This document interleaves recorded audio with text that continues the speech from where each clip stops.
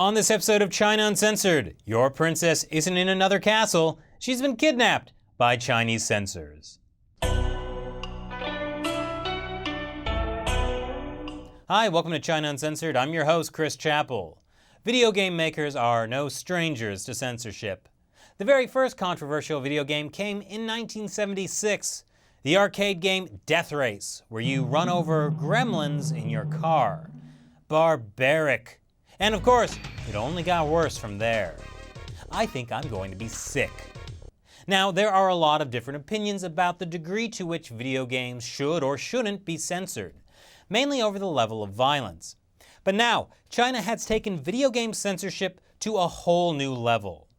For years, the Chinese regime had banned video game consoles.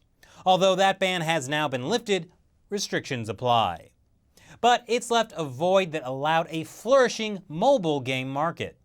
The biggest in the world, in fact. In 2015, that market was worth $7 billion, with 400 million gamers consuming 10,000 games released that year alone.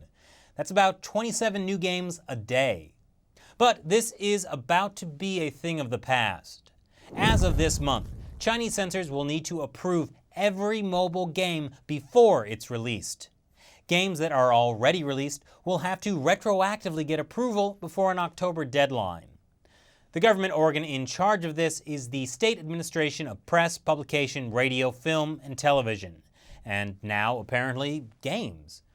Man, they really need to work on those acronyms.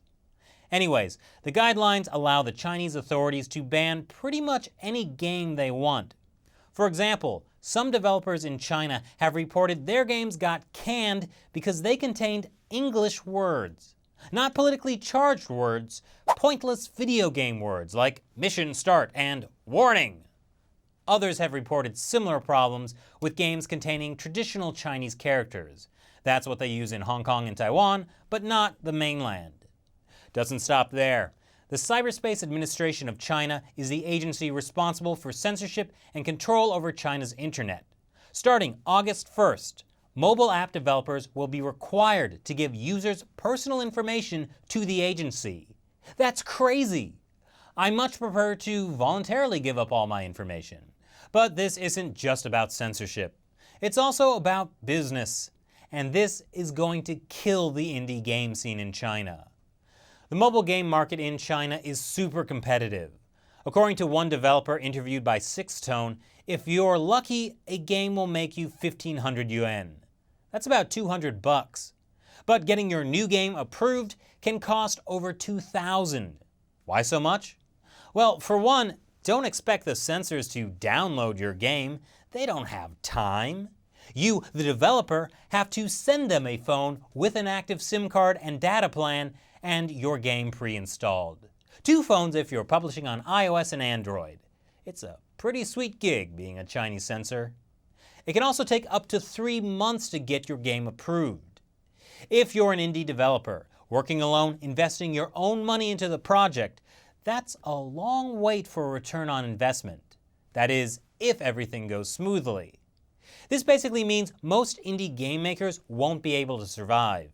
Instead, they'll get stomped on, like proverbial Goombas, by big corporations like Tencent and NetEase, companies with close ties to the government.